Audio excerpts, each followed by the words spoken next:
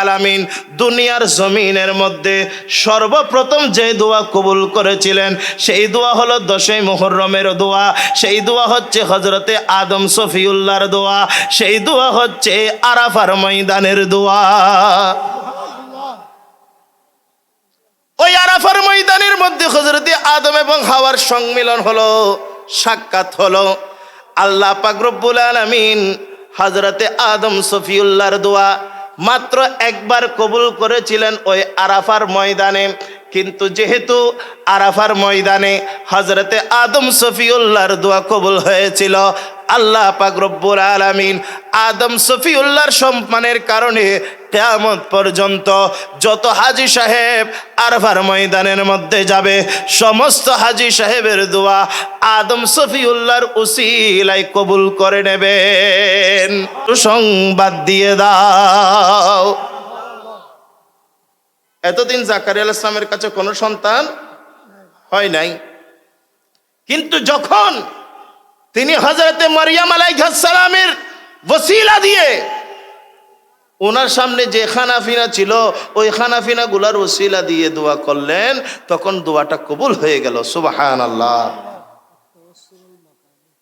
আল্লাহু আকবার। হুজুর বলছেন এটা তাওয়াসসুলুল মাকানি, অর্থাৎ আল্লাহর বলিরা যেখানে থাকেন, আল্লাহর নেককার বান্দারা যেখানে থাকেন, মাজান্ন আস্তানা, ওই আস্তানার মধ্যে গিয়ে দোয়া করলেও দোয়া কবুল হয়ে যায়। শুধু জাতের উসিলা দিয়ে দোয়া নয়, মকানের উসিলা দিয়ে দোয়া কবুল হয়। আপনি যদি বলেন আল্লাহ সাফা মারওয়ার উসিলায় দোয়া কবুল করুন, সাফা মারওয়া মাকান, আল্লাহ আরাফার উসিলায় দোয়া কবুল করুন, দোয়া এখনো পর্যন্ত কবুল হচ্ছে। শুধু তাই নয়, আমার নবী বলেন যে এই সমস্ত হাজিরা তোমরা হজের মধ্যে যাবে, আল হাজ্জু আল আরাফা, হজ মানে আরাফার মধ্যে অবস্থান। আরাফার ময়দানে অবস্থান করার পরে যে হাজি মনে মনে সন্দেহ রাখবে আমার গুনাহ হয়তো মাফ হয় নাই, আমার গুনাহ হয়তো মাফ হয় নাই, ওই মাফ না হওয়া ওই সন্দেহকারী হাজির হাজও কবুল হবে না। ইয়াকিন রাখতে হবে, আমার নবী বলেন ইয়াকিন রাখতে হবে। আরাফার ময়দানে যখন দোয়া করবে তখন তোমার দোয়া কবুল হয়েছে, তোমার গুনাহ মাফ হয়েছে, ইয়াকিন থাকতে হবে। কিন্তু আরাফার ময়দানের মধ্যে এত পাওয়ার কিভাবে আসলো, এত শক্তি কিভাবে আসলো? যেখানের মধ্যে দোয়া করলে দোয়া 100% কবুল হওয়ার জন্য নবী গ্যারান্টি দিয়েছেন, মানুষের গুনাহ মাফ হয়ে যায়। শুধু তাই নয়, আল্লাহর বলো বলো ওলিরা একদিন তিনি আসছিলেন, উনি আরাফার ময়দানের অবস্থান করার পরে উনি ভাবলেন আমার একটা জিনিস এখনো আরাফার ময়দানে থেকে গিয়েছে। পেছনে দেখে মুজদালিফায় না গিয়ে তিনি আবার আরাফার ময়দানে আসলেন জিনিসটা নিয়ে যাওয়ার জন্য। দেখলেন ওই জিনিসটা তো নাই। আরাফার ময়দান সম্পূর্ণ বিশ্রী ধরনের, বিভিন্ন ধরনের জীবজন্তু তারা পরিপূর্ণ।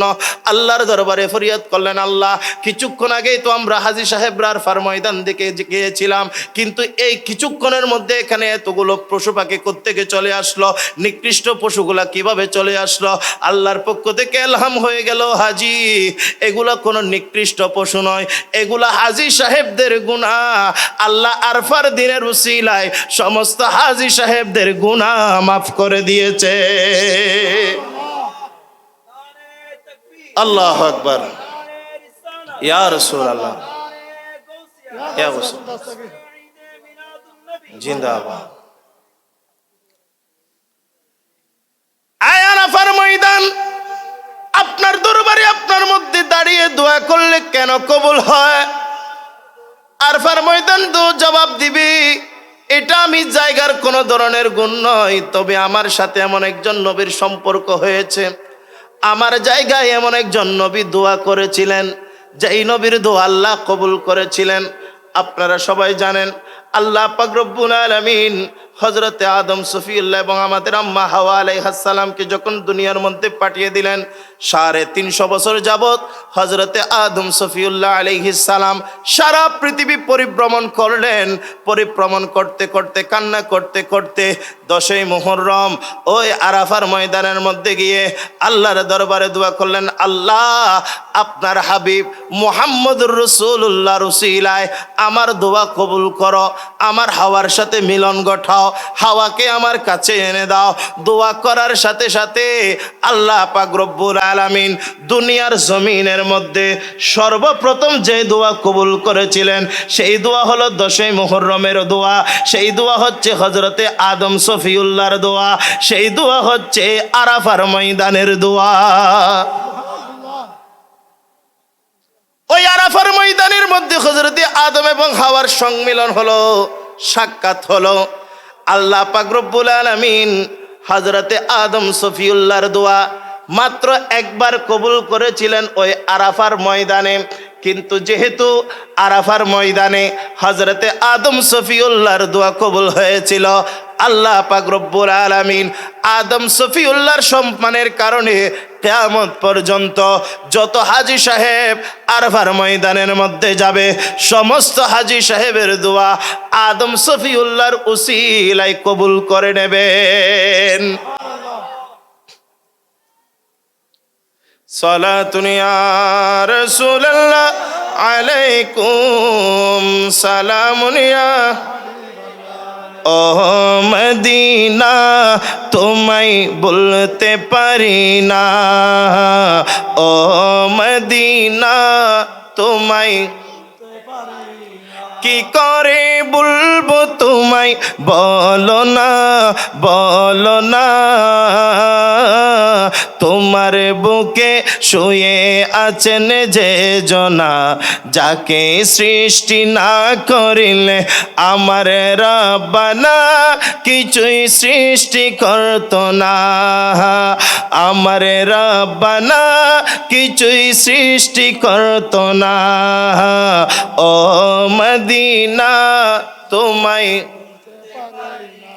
তিনি আমার জানের জান, আমার প্রাণের প্রাণ, যাকে হারালে হারাবো আমি দু জাহান। সম্মানিত হাজিরিন, বলতে চাচ্ছিলাম আল্লাহর ওলিদের সাথে সম্পর্ক থাকলে লাভ না ক্ষতি? কম লাভ না বেশি লাভ? আপনাদেরকে বেদাতের ফতোয়া দিয়ে, শিরিকের ফতোয়া দিয়ে অনেকে চাইবে দূরে রাখার জন্য, কারণ সাথে থাকলে আপনি শক্তিশালী হয়ে যাবেন। আর সারা পৃথিবীর মধ্যে কোটি কোটি কোটি কোটি টাকা নয়, ডলার খরচ করা হচ্ছে একমাত্র ইমানদারদেরকে ইমানিভাবে ধ্বংস করার জন্য, ইমানের পাওয়ারটা কমিয়ে দেওয়ার জন্য। ঠিক না বেঠিক? কিন্তু আল্লাহর ওলিদের মার্কাজ যেগুলা, সেখানের মধ্যে গেলে আপনার ইমানটা তাজা হয়ে যাবে। সুতরাং হযরত আদম সফিউল্লাহ আরাফার ময়দানে একবার দোয়া করেছেন, আর ওই মকান আরাফার ময়দান এত সম্মানিত হয়ে গেল কিয়ামত পর্যন্ত এখানে দোয়া করলে দোয়া কবুল হয়। সুবহানাল্লাহ। সেজন্য আমার হুজুর যেটা বলেছেন, তাওয়াসসুলে মাকানি, যে জায়গার মধ্যে আল্লাহর বলিরা ইবাদত করেছেন, মুজাহিদা করেছেন, মুজাকেরা করেছেন, তেলাওয়াত করেছেন, জিকির করেছেন, আল্লাহকে রাজি করার জন্য ইবাদত বন্দেগী করেছেন, যেগুলাকে আমরা আস্তানা শরীফ বলি, ওই আস্তানার মধ্যে দাঁড়িয়ে দোয়া করলেও দোয়া কবুল হবে। আল্লাহর নবী যখন মেরাজ শরীফের মধ্যে যাচ্ছিলেন, মক্কা থেকে মসজিদে হারাম থেকে মসজিদে আকসার মধ্যে, হযরতে জিবরাইল আমিন 3 জায়গার মধ্যে আমার নবীকে দাঁড়াতে বললেন, ইয়া রাসূলুল্লাহ সফর একটু মুলতবি করুন, এই জায়গার মধ্যে একটু দাঁড়ান, এখানে একটু নামাজ পড়ুন। আল্লাহর নবী জিজ্ঞেস করা হলো, জিবরাইল এটা কোন জায়গা? আমার নবীকে বলা হয়, ইয়া রাসূলুল্লাহ এটা মদিনা শরীফ, এটা আপনার মসজিদ, এটা মসজিদে নববীর জায়গা, এখানে আপনি হিজরত করে আসবেন, এখানে আপনার রওজা হবে, এখানে আপনি 2 রাকাত নফল নামাজ পড়ুন। আল্লাহর নবী সামনের দিকে গেলেন, জিবরাইল বললেন, ইয়া রাসূলুল্লাহ এই জায়গার মধ্যে একটু ওয়াকফ করুন, এখানে আরো 2 রাকাত নামাজ পড়ুন। ও জিবরাইল এটা কোন জায়গা? জিবরাইল আমিন বললেন, ইয়া রাসূলুল্লাহ এটা হচ্ছে তুরে সিনা, এই তুর পর্বতের মধ্যে আল্লাহর নবী হযরতে মুসা কালিমুল্লাহ আলাইহিস সালাম আল্লাহর সাথে কথা বলেছেন, আল্লাহর থেকে তাওরাত নিয়েছেন। এই তুর পাহাড়ের মধ্যে, সিনা পর্বতের মধ্যে আপনি 2 রাকাত নফল নামাজ পড়ুন। আর একটু সামনে গেলেন, আবার দাঁড় করালেন। ইয়া রাসূলুল্লাহ, এখানে একটু নামাজ পড়ুন। ও জিব্রাইল, এখানে কেন নামাজ পড়ব? ইয়া রাসূলুল্লাহ, এটা হচ্ছে বাইতুল হারাম, এখানে আল্লাহর নবী হযরত ঈসা আলাইহিস সালাম জন্মগ্রহণ করেছেন। ওনার জন্মগ্রহণের স্থানটা পবিত্র, এই জায়গার মধ্যে আপনি 2 রাকাত নামাজ পড়ুন। তাহলে পবিত্র স্থানের মধ্যে গিয়ে জিকির করা, পবিত্র স্থানের মধ্যে নফল নামাজ পড়া, সেখানে দোয়া করা, এটা মেরাজের মধ্যে আমার নবীর সুন্নাত। কিয়ামত পর্যন্ত আল্লাহর আউলিয়া একরাম, হক্কানি রব্বানি আউলিয়া একরাম, আবার আমাদের দেশের মধ্যে কিছু আজগবি আস্তানাও আছে। বিভিন্ন ভাষায় বিভিন্ন ধরনের ভণ্ড তাদের ব্যবসা চালানোর জন্য কিছু কিছু আজগবি আস্তানাও বানিয়েছে। আমরা আজগবি আস্তানার পক্ষে নাই, আমরা এগুলার বিরুদ্ধে বলছি ইনশাআল্লাহ। উলামায়ে হক, উলামায়ে আহলে সুন্নাত ওয়াল জামাত কিয়ামত পর্যন্ত বন্ডতের বিরুদ্ধে বলতে থাকবে, তবে আমরা হককেও কোনো ধরনের অপদস্থ হতে দেব। সত্যিকারের পীর দরবেশের আস্তানা এগুলা আল্লাহর রহমত প্রাপ্তির স্থান।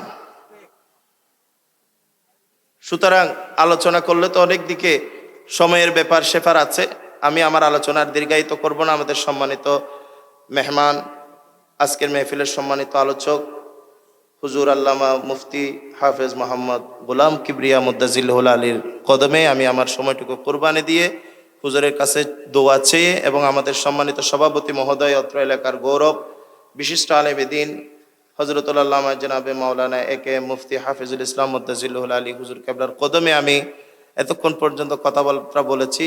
যদি কোনো বিয়াদবি হয়ে থাকে আমি মাফ চেয়ে এবং সাথে সাথে দোয়া চেয়ে আপনাদের সকলের দোয়া আরজ করে, এবং এলাকাবাসী যারা এখনো পর্যন্ত মাহফিলে আসেন নাই, প্রত্যেককে মাহফিলে আসার আহ্বান জানিয়ে আজকের মতো আমার বক্তব্য এখানে শেষ করলাম। ওয়া আখিরু দাওয়ানা